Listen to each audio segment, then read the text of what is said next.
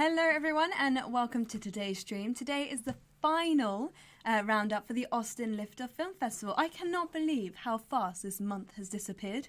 Yeah, this whole year has disappeared, but Austin has been buzzing. So we're just about to move the films over to the network round, so there's a few final days to get your votes in and to see which films do migrate over to the network round. Absolutely.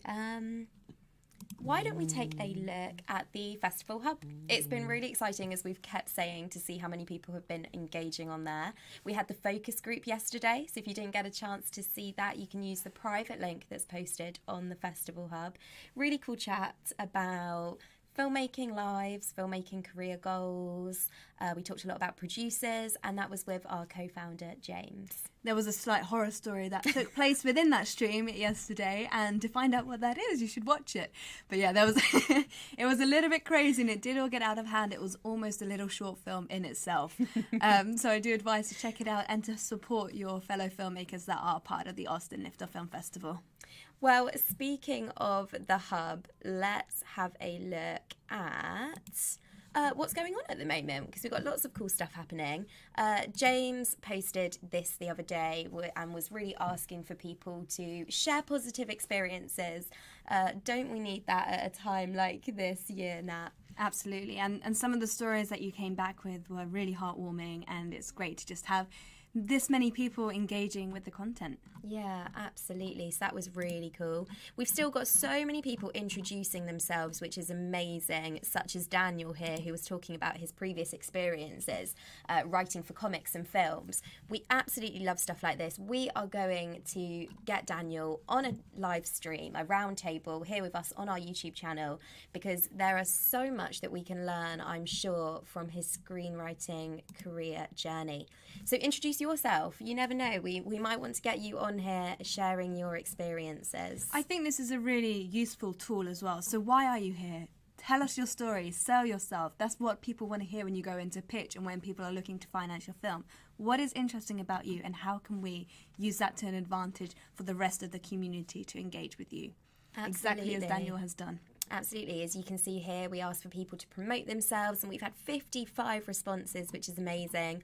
Loads of people interacting with each other here, which is great. All sharing advice and knowledge, and hopefully helping each other out and networking. What it's all about, isn't it, Nat? Exactly. It's exactly that. And there's lots of little YouTube videos as well in there. As we just saw, there was one about how to find a producer. All of those videos can be found on our YouTube channel. Just head down to the workshops, and there are lots of different categories and workshops available for you to watch. And we've got lots more coming your way. We've got some up our sleeve, haven't we? We for do. More things that people have been asking us that keep popping up again and again. So we're going to address some of those. Especially if you're looking to make that jump between a short film to a feature film, but you have a micro budget. We've got some cool things coming your way. We absolutely do. But this is the Austin Roundup. So let's find out a little bit more about the films that have made it into this roundup this week, and also what happens after, and what the prizes are, the jury selections, and also the audience choice. Absolutely. So as you said, we've been speaking a lot about audience choice, but do not forget that we currently have jury watching the two programmes. We have a host of jury members who are making their way through the features and the shorts. They have been rating those, and we cannot wait to announce the jury selections from each programme very shortly after the festival closes next week. Yes. That's going to be exciting, isn't it, Nat? Mm-hmm. So do you want to tell them about how many films move over to the network round? Yeah, so a few selections from each of those programmes will be the audience choice. It states how many on the Vimeo page, and jury selections too. Great. And then prizes, just to recap those, that's what we're all here for, really, isn't it? No, I'm joking. But we are hoping to be in Austin next year for the live screening, where we will be screening a handful of the films that are the winners of this festival. We also have the Audience Choice Award, where we will be asking filmmakers to jump on a YouTube stream with us and in a director's style to explain their film, tell us a little bit more about it, so we can delve into the content, and for the viewers to ask our filmmakers any questions that they may have. Absolutely. And the Season Awards. So we have the Season Awards here, and as it states there are 14 categories up for grabs, and they are scrolling on your screen right now. So we got Best Actor, Best Acting Ensemble, Best Director, Best Short Documentary, and the list goes on. This is one of our highlights. We absolutely love it. It is our red carpet event where the champagne is flowing and it is an absolute buzz.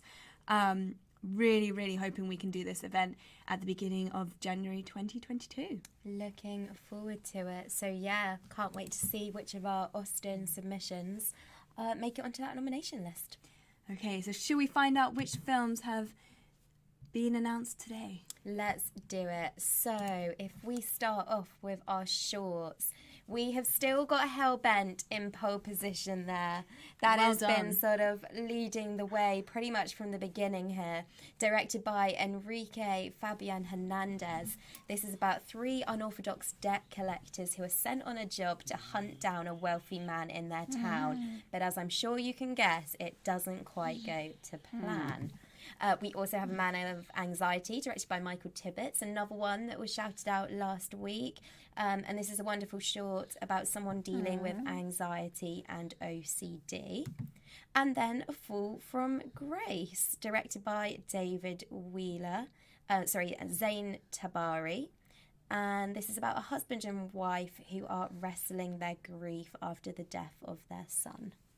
Amazing. There we go. So yeah, those were our shorts. As you said, we've got the jury's ones that will also be joining whichever ones end up in the top positions from the audience choice. So stay tuned for all information.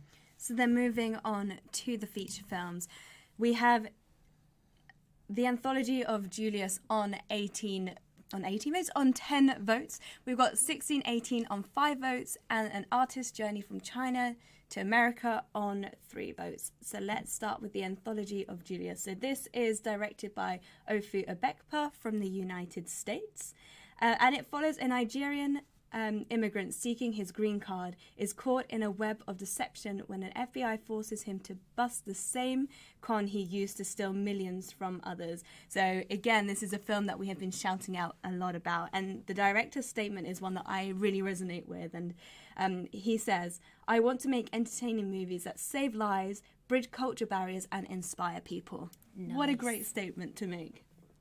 Then we got 1618, directed by Luis Ismael from Portugal. This follows the story of...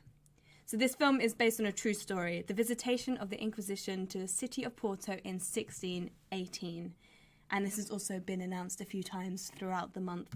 Then moving on to a new film that has made it into the top here, An Artistic Journey from China to America, which is directed by Bilan Liao, who is from the United States.